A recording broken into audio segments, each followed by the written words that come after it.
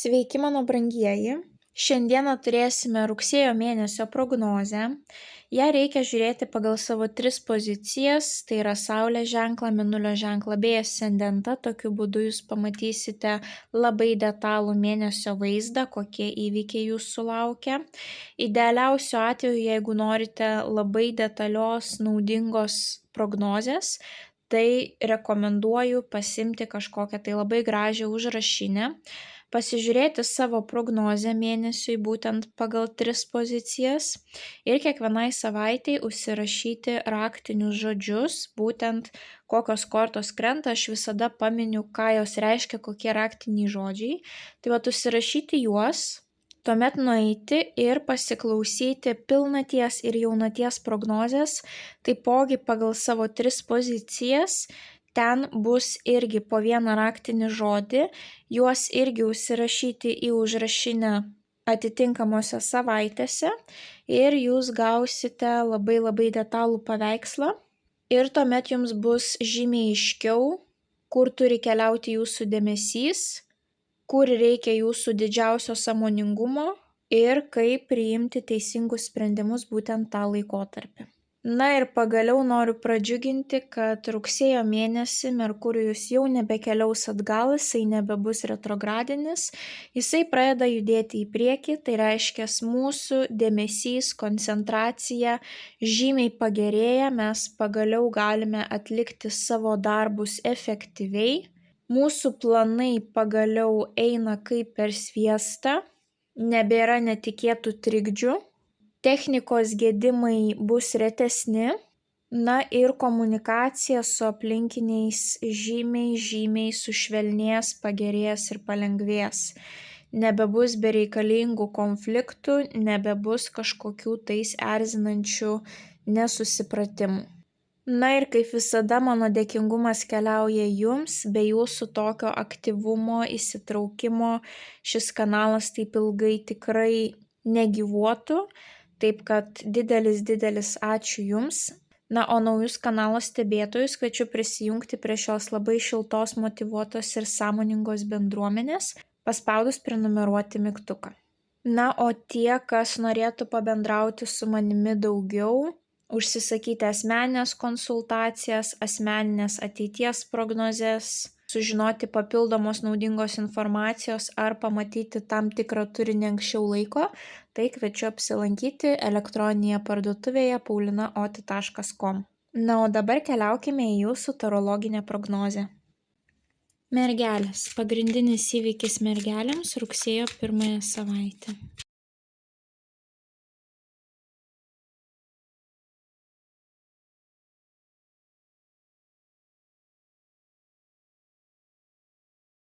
Vienas patarimas mergelėms apie jų rugsėjo mėnesį, bei viena mėnulio žinutė mergelėms apie jų rugsėjo mėnesį.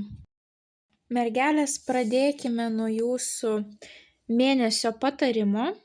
Jums iškrito taurių devynetas. Taurių devynetas yra pasitenkinimo savimi korta, pasitenkinimo savo rezultatais korta. Kai galime savo pasakyti, aš šaunuolis, aš šaunuolė, mes matome daug prizų pas šią moterį yra. Šita korta jūs kviečia prisiminti rugsėjo mėnesį, kokie šaunuoliai jūs esate, nepamiršti palepinti save, apdovanoti savęs, siekti savo kitų tikslų, eiti jų link, bet viduryje kelio sustoti ir padėkoti už tai, ką jūs jau turite, nes jūs turite daug. Ir mergelės yra labai reiklios savo, yra perfekcionistės ir tai yra nuostabu, taip jūs einate savo tikslų link, bet dažniausiai pas jūs ateina toks jausmas, kad ir kiek be pasiekčiau, aš vis nepakankamai save vertinu, visada atrodo, kad vis dar nesu pakankamai kažko nusipelniusi. Tai vat labai svarbu yra nelaukti pripažinimo iš kažkieno, savo viduje susivokti, kiek jūs iš tiesų daug padarėte ir būti šaunuoliais patiems savo. Korta reprezentuoja aukštesnį statusą, korta reprezentuoja tam tikrą jau gerą statusą socialiniame sluoksnyje ir prabangos komforto prekes, skanų maistą, šventimą. Tai jeigu jūs save visada spaudžiate, tai bus mėnuo, kada jūs turite save apdovanoti ir palepinti. Aišku, šita korta taipogi sako, nepersistenkite, taip, viskas turi subalansuota, kad jūs pajaustumėt tą pasitenkinimą savo gyvenimu, jūs turite balansuoti tarp emocinio pasitenkinimo ir išorinių kažkokių tai veiksnių, kurie jum kelia tą pasitenkinimą. Taip, turi būti viskas subalansuota, kaip ir tie tikslai. Einu naujų tikslų link, bet visada nepamirštu savęs pagirti ir apdovanoti už tai, ką aš jau turiu, už tai jau, ko aš pasiekiau. Ir dar nuostabesnis dalykas, jeigu jūs rašytumėt kiekvieną dieną rugsėjo mėnesį dėkingumo žurnalą, kiekvieną dieną 10 minučių, už ką jūs esate dėkingi savo gyvenime, arba ką jūs pasiekėt savo gyvenime, tai priklausomai nuo to, kokia pas jūs fazė. Ar jums tiesiog trūksta savivertės, tuomet rašykite, kiek jūs pasiekėt savo gyvenime. Jeigu jums trūksta kažkokio tai džiaugsmo ir pasitenkinimo apskritai gyvenimu, tai pradėkite dėkoti būtent už tai, ką jūs gyvenime turite, nepriklausomai ar tai jūsų pastangos ar ne jūsų pastangos. Ir čia norėčiau atkreipti dėmesį į tai, kaip sakoma, kad reikia kelti vibracijas, kuo aukštesnės vibracijos, tuo žmonės prisitraukia su geresniu charakteriu, įtakingesni, turtingesni, su nuostabiom galimybėm, pasiūlymais. Taip, tai jeigu norite kelti savo vibracijas, tai aukščiausio lygio vibracijas skleidžia meilės jausmas, o antroje vietoje yra dėkingumas. Tai reiškia, kuo daugiau dėkosite, bet nuoširdžiai tikrai jausite tą tokį didžiulį dėkingumą už savo gyvenimą, jūsų vibracijos kils ir tai turės įtakos situacijom, kurios ateina į jūsų gyvenimą, taip. Tai jūs jau pradedat gražia nata ir jūsų mėnulio žinutė, kuri iškrito, ne visos uždarytos durys yra užrakintos, kartais tereikia pabandyti atidaryti. Tai panašu, kad su tokiu pasitikėjimu, prisiminę, kiek jūs pasiekėt savo gyvenime, jūs suprasite, kad nėra absoliučiai jokių problemų man dabar ateiti ir atidaryti ir tas duris, ir tas, taip. Tai jau yra aukštas lygis ir panašu, kad jūs pasitikėsite savimi, kad jūs tai galite padaryti. Jums šį mėnesį iškrito daug devynetų. Jums iškrito taurių devynetas, monetų devynetas ir dar kartą taurių devynetas. Devynetai yra nuostabios kortos, kurios rodo šiaip individualumą, ką žmogus pasiekė vienas, už ką jisai gali dėkoti pats savo. Tai panašu, kad pas jūs visą mėnesį netruks tos energetikos, taip būtent ar jūs išdrįsite palepinti save, ar jūs pagaliau suprasite, kad jūs turite pradėti girti save kiekvieną dieną, kokia tu šaunuolė, koks tu šaunuolis, kiek tu pasiekiai, taip, nenuvertinti savęs, suprasti, kad nuo jūsų minčių, nuo jūsų tikėjimo savimi priklauso, kiek dar naujų pozityvių galimybių gali ateiti į jūsų gyvenimą. Tai ar jūs save lepinsite, ar kažkokios džiaugsmingos situacijos privers jūs džiaugtis gyvenimu ne vieną savaitę, ar jūs patys susikursite savo kažką malonaus, ar pasieksite nuostabiausio rezultato, taip, įvairiausios situacijos, bet jūs džiaugsite savo rezultatais. Ir pirmoji savaitė, kaip ir sakiau, jums iškrito taurių devynetas. Moteris sėdi ant grybo, patenkinta savimi. Galbūt darbe jūs pasieksite aukščiausių rezultatų lyginant su kitais kolegom. Galbūt jūs tiesiog jausite tokią pilnatvę, kad finansinė padėtis pas mane nebloga, gyvenimas pas mane susiklostė irgi neblogai. didžiulių kažkokių gyvenimo tragedijų šiuo metu neturiu, kaip ir ko čia nepasidžiaugti, taip, įvairiausios tokios situacijos. Ar nuspręsite, kad atėjo laikas švęsti, ar įsigyti kažkokią prabangos prekę, rugsėjo mėnesį retro Merkurijaus neturime, galite drąsiai bandyti daryti visus šios dalykus, o galbūt nuspręsite investuoti daugiau į savo išvaizdą, kas taipogi pakels tą pasitikėjimą savimi ir pakels tą savivertę. Tuomet šalia jums iškrenta lazdų penketas. Lazdų penketas gali rodyti konkurenciją.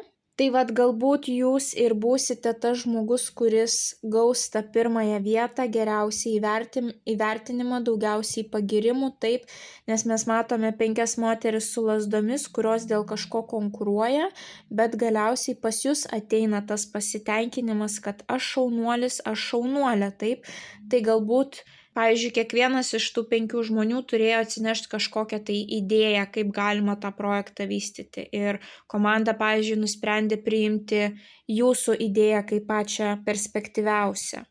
Galbūt jūsų tie žmonės klausys, taip. Jeigu niekur nebus rungtyniavimo nei jūsų versle, nei jūsų samdomam darbe, nei universitete, tai gali būti, kad turėsite daug ką nuveikti tą pirmąją savaitę, kai pati turite plėšytis tarp daugelio veiklų, bet toks jausmas, kad jūs viską suspėsite, nes tas taurių devynetas rodo gerą galutinį rezultatą, taip? Tai ar jūs pergyventumėt savo viduje dėl kažko, nerimautumėt, galbūt tos durys jums atrodo uždarytos ir užrakintos, bet iš tiesų tos durys nėra užrakintos. Jūs atidarysite tas duris ir suprasite, kad nebuvo čia ko pergyventi, aš pasiekiau savo rezultato, taip? Kadangi šalia jums iškrenta kardų dvejetas, o kardų dvejetas yra 2 pasirinkimai, rizikuoti, nerizikuoti, kairė dešinė, planas A, planas B, ką daryti, baisu priimti sprendimą. Ir dažniausiai, kai šita korta iškrenta, žmogus nepriema jokio sprendimo. Apskritai šita korta sako, nebetemkite laiko, priimkite kuo greičiau sprendimą. Galbūt jūs, pavyzdžiui, nepriemat sprendimo, dėl to turite daryti daug veiklų, viskuo užsiimti, taip? Tai galbūt pirmoji savaitė bus ta, kai jūs pagaliau pasakysite, ne, šitas veiklas aš padedu į šalį, mano fokusas eina tik į vieną šitą tikslą ir tokiu būdu jūs jaučiate, pavyzdžiui, pagaliau tą tokią ramybę, pasitenkinimą, kad dabar nereikės bėgioti visko daryti, nes aš išsirinkau tą vieną galutinį tikslą, taip, ir daugiau man nebereikia plėšytis. Jeigu bus kažkokios rungtynės, jūs kaip visada galbūt mąstysite, kad aš nepakankamai gera, tai kaip kitiem labiau pasiseks, man čia nieko nepasiseks. Ir ta baimė, taip, baimė apskritai kažko imtis, kažką daryti, nes jums atrodo, kad jūs nepakankamai geri, nepakankamai rezultatyvūs, nepakankamai sėkmingi ir dar įvairiausios priežastis, taip. Bet galiausiai pas jūs yra moteris ant to labai gražaus grybuko, viskas yra įmanoma, visko jūs pasieksite, taip.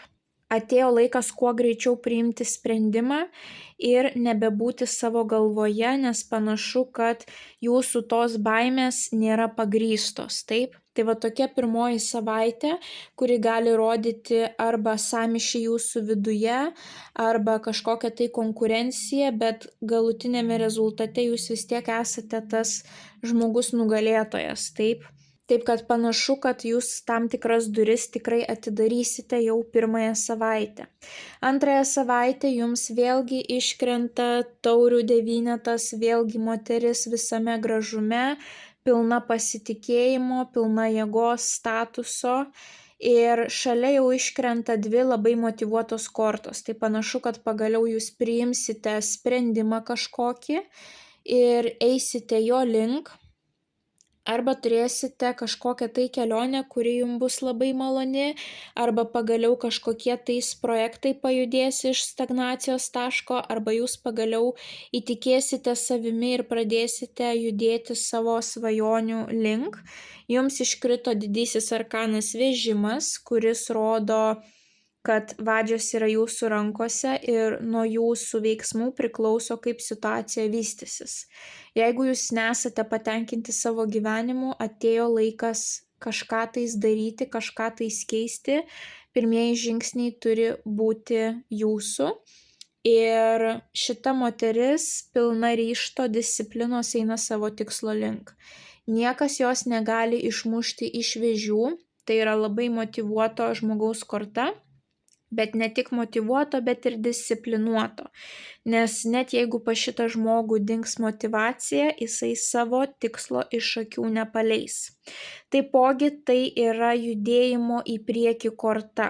Tai jeigu neturėsite jokio tikslo, jūs galbūt turėsite antrąją savaitę daug judėjimo su tam tikrom transporto priemonėm, taip galbūt reikės fiziškai keliauti iš taško A į tašką B, iš taško B į C, iš C į A, taip. Na ir taipogi vežimas rodo transporto priemonės. Tai galbūt antrąją savaitę kažkokie tais reikalai bus susijęs su jūsų, pavyzdžiui, asmeniniu automobiliu. Galbūt jūs nuspręsite, kad atėjo laikas įsigyti naują automobilį, taip, nes taurių devynetas yra prabangos prekės. Čia mes matome kortą, kuri reprezentuoja tą automobilį ir tuomet jums iškrenta lazdų trejetas, kuris rodo pirmą realų žingsnį, kad atėjo laikas veikti ir žmogus imasi iniciatyvos ir daro, taip. Tad, pavyzdžiui, nukeliaujate, apsižiūrite automobilį, jums viskas patinka, jūs įsigyjate, taip. Arba kažkokia tais kelionė, kad jūs keliaujate iš taško A į tašką B, realūs veiksmai vyksta ir jūs labai patenkinta rezultatu, ar gaunate komfortą, ar gražų vaizdą, ar skanų maistą, ar įdomias veiklas, kažkas prabangaus, komfortiško, gražaus, malonaus, taip. Tai įvairiausios va tokios situacijos. Lazdų trejetas rodo, kad pagaliau yra vizija, kur link jūs judate, taip. Mes čia turėjome dvejetą, čia mes turime trejetą, tai reiškia situacija auga, taip, viskas aiškėja, atsiranda tikslas, kur link norisi eiti. Galbūt jūs keliausite kažką aplankyti ir tas susitikimas bus labai malonus. Galbūt jūs būsite labai patenkinti, kad pagaliau jums pavyko išdrįsti savo pripažinti, kad taip reikia kažką keisti, taip aš keisiu, aš pasitikiu savimi, viskas bus gerai ir tai jums uždegė motivaciją daryti tos pirmuosius žingsnius, taip.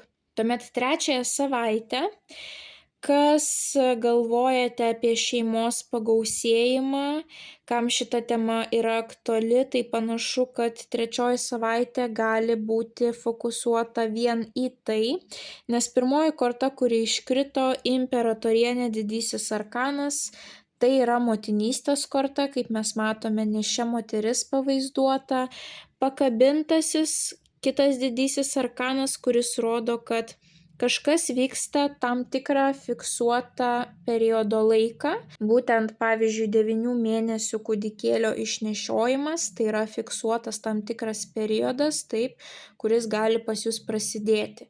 Ir taipogi lazdų septynetas, kurio viena iš reikšmių yra plėtra, tai gali būti ir šeimos židinio plėtra, taip. Tai kam yra aktualus šitas klausimas, gali būti, kad jūs būsite jūsų visas fokusas trečią savaitę keliaus vien tik į šią tematiką. Kam šita tematika neaktuali, gali būti, kad reikės kažkuo rūpintis arba kažkas rūpinsis jumis. Imperatorienė yra moteriška figūra, kuri gali pasirūpinti šeimos židiniu, gali pasirūpinti savo šeimos nariais. Taipogi tai yra gausos, kūrybos korta, noro kažką tais naujo daryti, kurti, taip. Tai kai iškrenta imperatorienė, jinai gali rodyti, kad arba jūs norėsite lepinti save ir rūpintis savimi, arba jums teks rūpintis kažkuo, arba šalia jūsų bus tokia imperatorienė, kuri jumis pasirūpins, jeigu, sakykime, sunegalavote, peršalote, taip. Kadangi būtent ta vidurinioji korta, pakabintasis, tai yra pauzės korta. Kojomis į viršų reiškia eiti į priekį mes negalime, taip reiškia tai yra momentas, kai mes turime pakabėti viename taške. Galbūt yra laukiamas kažkoksai tai atsakymas, kuris neateina. Galbūt sunegalavote, tenka tą savaitėlę labiau pabūti savo viduje, padirbėti su savo vidumi. Taip, kraujas teka į galvą šioje pozicijoje, reiškia, mes turime neskubėti, paanalizuoti, sustrateguoti, kur link mes einame, ką darome. Taipogi tai yra ir žmonių, kurie pasiaukoja korta, pasiaukoja dėl kitų. Taip, mes čia turėjome rūpesčio kitais kortą, čia mes turime pasiaukojimo dėl kitų kortą. Tai yra slaugytojų korta, žmonių, kurie padeda kitiems, taip.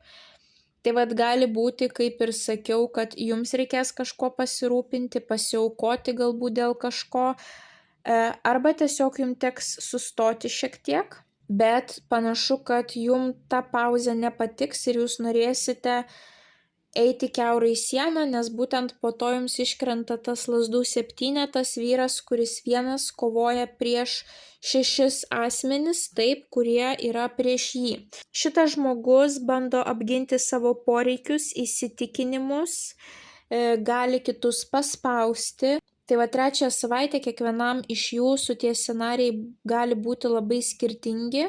Čia labai ypatingai svarbu susifokusuoti į raktinius žodžius, bet kokia esmė, jeigu šeima, tai bus fokusas į šeimos pagausėjimą. Jeigu pas jūs yra noras kažką tai skurti, galite patys save stabdyti. Na, pavyzdžiui, turite norą judėti į priekį, taip, bet atsiranda tas savęs stabdymas, kad gal neskubėki, o galbūt kažkas jūs bando stabdyti, gal čia per skubotas sprendimas, tai panaši energetika, kaip buvo va čia valyk.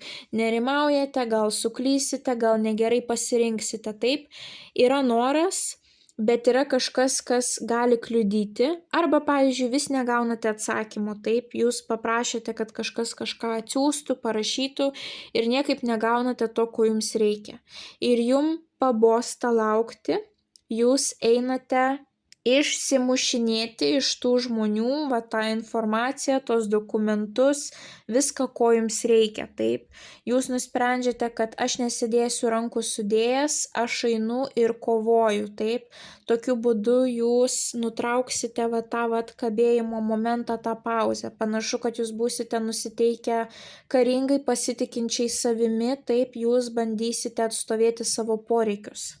Galbūt jūs visą laiką, pavyzdžiui, labai daug dirbote ir iš jūsų visi daug visko reikalauja, o jūs nusprendėte trečiąją savaitę, kad aš noriu rūpintis savimi, aš noriu parodyti meilę sau ir aš noriu pakabėti šitoje pozicijoje, taip, tai yra padaryti pauzę, atsipalaiduoti, pasimėgauti savimi.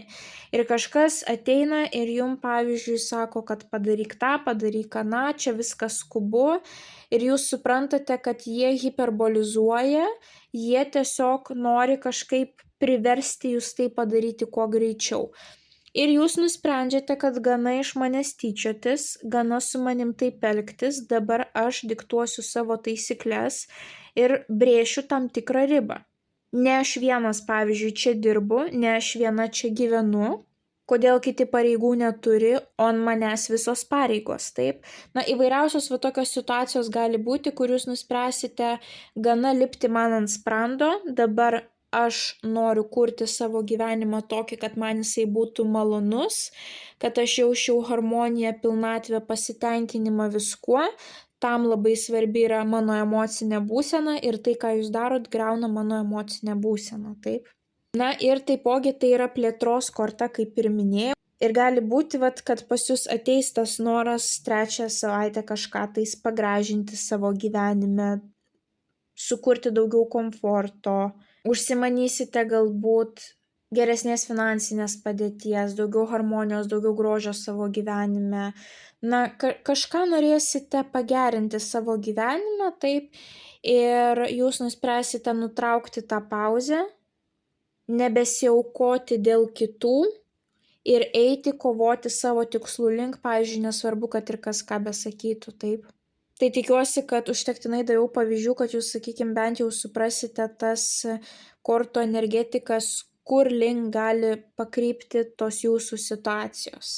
Meilė sau, gausa, rūpestis savimi, rūpestis kitais, nėštumas, moteriška figūra šalia jūsų, arba jūs būsite šita imperatorienė, visos paslaugos, prekės susijusios su grožiu, pauzė, pasiaukojimas dėl kitų, metas apmastyti, sustrateguoti, visas fokusas keliauja į jūsų galvą, smegenis, mintis, viskas, kas vyksta jūsų viduje, negalėjimas judėti į priekį būnant tokioje pozicijoje. Šios abi kortos yra labai ramios, galbūt jūs sąmoningai pasiimsite tam tikrą poilsį, taip, pasirūpinsite savimi, savo emocijomis, nukeliausite į kažkokią gražią vietą, palepinsite save ir tuo pačiu apmąstysite viską, kas vyksta jūsų gyvenime. Šita korta gali rodyti ir, pavyzdžiui, jogą ore, meditaciją, visas veiklas, kurios fokusuotos būtent į mūsų minčių filtravimą, į mūsų emocijų apvalymą, taip.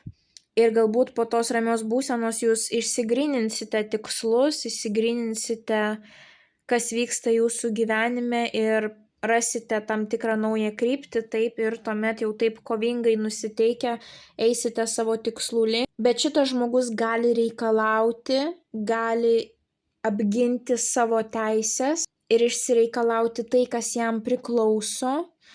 Tai vat tokia jūsų trečioji savaitė. Na ir paskutinėje savaitę jums iškrenta monetų devynetas. Monetų devynetas rodo puikią finansinę situaciją.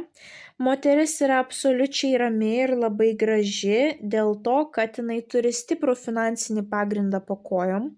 Jinai pasitikė savo darbinėmis jėgomis, jinai pasitikė savo išvaizdą labai, nes į ją investuoja pinigų ir nepergyvena, kad jeigu nueis pasidarys kažkokį tai masažą, tai neužteks pinigų duonai, taip.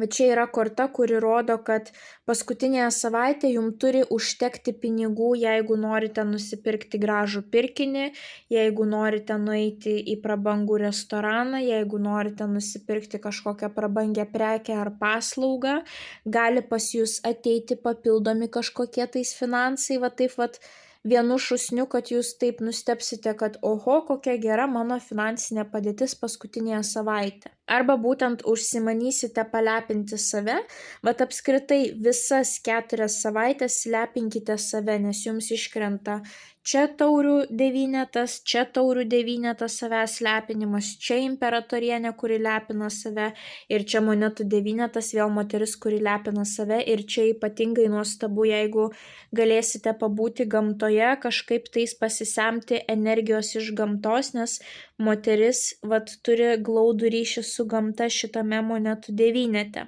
Tai arba lepinkite save, arba pasidovanokite savo kažką gražaus, pasirūpinkite savo išvaizdą, tai irgi jums gali pakelti tą pasitikėjimą, ne tik moterim, bet ir vyram tas pats patarimas. Ir šalia iškrenta taurių valetas. Taurių valetas gali rodyti, kad kažką jūs sužavėsite, kažkam jūs krisite į akį, kažkas galbūt norės pakviesti puodeliui kavos. Valetai pas mus yra vaikai, tai yra pirmieji žingsniai, o taurės pas mus reprezentuoja arba kūrybinį impulsą, arba santykius, kažkokį tai emocinį prieraišumą. Tai kažkas netikėtai gali jūs pakviesti į pasimatymą, duoti tokią žinią, kad jūs tam žmogui patinkate, jisai jums simpatizuoja, taip. Ne šiaip savo galbūt jūs čia tokia graži spindinti, kažkoksai tai vyrukas jūs pamatys ir bus labai sužavėtas. Taipogi taurių valetas gali reprezentuoti, kad paskutinėje savaitėje jūs užsiminėsite kažkuo, kas gali būti jums labai malonu širdžiai, ar kažkokios tai kūrybinės veiklos, kūrybiniai hobiai, ar kažkas susijęs su vandeniu, tai buvimas prie vandens, prie jūros, nukeliavimas į spa, į sanatoriją. Arba, pavyzdžiui, su kažkuo galite išeiti išgerti kavos ir turėti labai gilų emocinį pokalbį, kur jūs jausite suprasti ir išklausyti ir jūs tuo pačiu tam žmogui duosite tai atgal, taip. Labai emociškai maloni korta. Na ir taipogi tai gali būti, jeigu turite vandens stichijos vaikų arba pagyvenusių tėvų senelių, tai šitas žmogus būtent ir gali būti jūsų šeimos narys, žuvis, vėžys, skorpionas. Galbūt jūs gausite iš šito žmogaus kažkokią tai malonę dovaną ar papildomų finansų, ar kartu nuveiksite kažką malonaus, taip, nes valetai pas mus rodo tą vaikiškumą. Na ir taipogi jums iškrenta monetų dvejetas. Monetų dvejetas gali rodyti, kad arba jūs turėsite dvi veiklas, dvi užduotis, kurioms jūs turėsite skirti tiek pat laiko ir tai turės būti lanksti savaitė, kai jūs padarote kokybiškai ir laiku ir tą dalyką. Ir jūs galbūt dėl to būsite labai patenkinti rezultatu, nes jums viskas pavyks idealiai. Tai gali reprezentuoti du pajamų šaltinius skirtingus, pilno etato darbas ir pusės etato darbas, ar pavyzdžiui samdoma veikla ir individuali veikla. Tai taipogi gali būti ir kitos veiklos, kaip pavyzdžiui darbas ir intensyvus sportavimas, darbas ir studijos, taip kažkokios dvi veiklos, kuriom reikia vienodai paskirstyti laiko, bet jūs jausite nuostabų rezultatą, jums čia neiškrito išsekimo kortų, taip galiausiai jūs viską suderinsite. Šita korta reikalauja lankstumo, taip reikės prisitaikyti, lankščiai pažiūrėti į situacijas, pasiplanuoti galbūt laiką, arba gali būti, kad pas jūs atkeliauja pasiūlymas eiti išgerti kavos ir jūs mąstote, taip, čia yra pasirinkimas iš dviejų, taip kaip čia turėjome kardų dvejetą pasirinkimą, taip ir čia, bet čia yra daug nerimo, baimės, nepasitikėjimo savimi, o čia žmogus baimės neturi, jisai mąsto iš finansinės perspektyvos. Ar man naudinga būtų priimti šitą pasiūlymą, ar man nenaudinga būtų priimti šitą pasiūlymą, taip, viskas remiasi labiau į materialinius dalykus. Greičiausiai, jeigu jūs esate moteris ir gausite pasiūlymą išgerti kavos ir jūs to žmogaus nepažįstate, tai jūs bandysite skanuoti jį per materialinę perspektyvą, su kokiais batais atėjo, koks laikrodis buvo, kokia šukuosena, ar susitvarkęs ar nesusitvarkęs, kaip reikalai su higiena. Jūs bandysite taip iš materialios pusės sudėti visus pliusus, minusus ir nuspręsti, ar verta eiti, pavyzdžiui, išgerti kavos ar ne.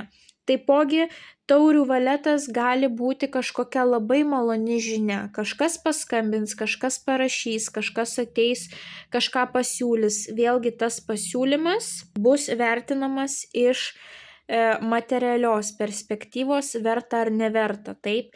Na, bent jau čia jums yra kaip toks patarimas paskutiniai savaitei, kad jeigu turėsite kažkokį naują pasiūlymą, naują projektą, tai nepamirškite savo tos analitinės pusės ir paanalizuokite iš tos finansinės perspektyvos, taip, naudinga, nenaudinga, kiek aš laiko ten investuosiu, ką aš gausiu atgal, nes čia gali būti ir kažkoksai tai darbo pasiūlymas, nebūtinai romantinis, taip, bet ta žinia, tas pasiūlymas jums bus džiugus, bet galiausiai jūs esate šita moteris, su statusu, pasitikinti savimi ir turinti vidinę ramybę.